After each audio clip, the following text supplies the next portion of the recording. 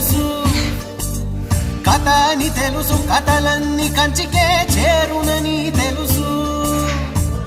తెలుసు తెర తొలుగుతుందని, తెలుసు తెల్లారుతుందని, తెలుసు ఈ కట్టె పుట్టుకుమంటదని, తెలుసు ఈ మట్టి మట్టిలో కలిసిపోతదని. ఎన్ని తెలిసి ఇరకాటంలో పడిపోతావో ఎందుకని?